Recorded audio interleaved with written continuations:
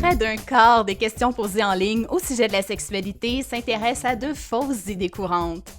On se demande si faire l'amour debout empêche les spermatozoïdes de remonter dans l'utérus?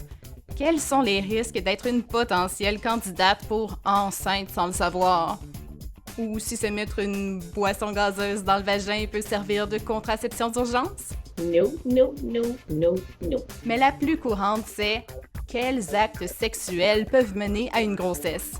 Plus précisément, est-ce qu'on peut tomber enceinte par le sexe oral?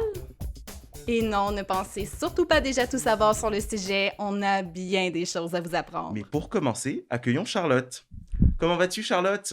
Ça va tellement bien, je suis super contente d'être ici. Il fait très beau aujourd'hui, mais je préfère être ici avec toi.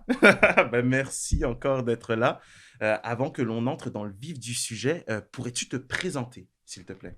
Oui, alors je suis comédienne par passion depuis que je suis enfant. Je fais ça professionnellement depuis que j'ai 18 ans. Je suis maintenant membre actif de l'UDA, Full Member ACTRA, et je vis du métier de comédienne, figurante et animatrice.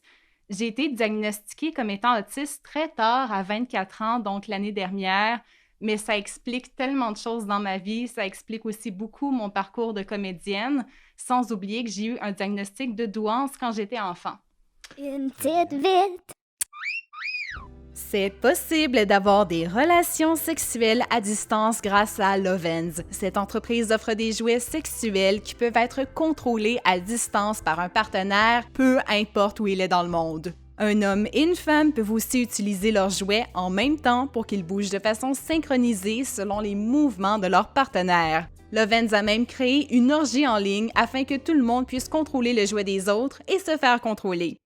Ben moi, je dirais qu'on voit beaucoup de sexualité partout dans les médias. Même à Radio-Canada, ironiquement, c'est la chaîne de télé où j'ai été le plus souvent nue.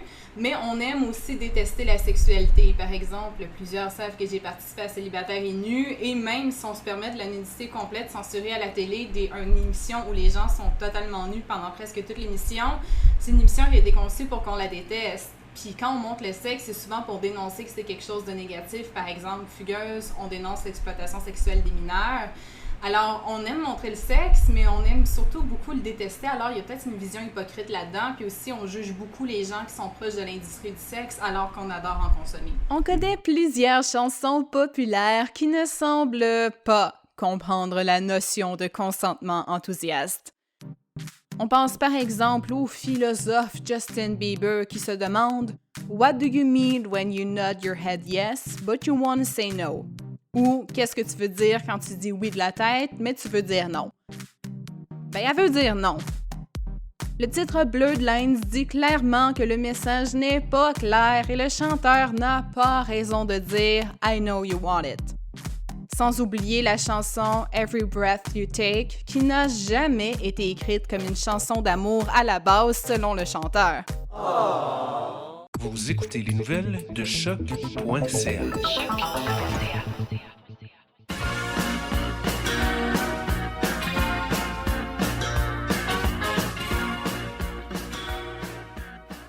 Danser dans le noir est un événement qui a lieu tous les deuxièmes jeudis du mois à l'association récréative Milton Park.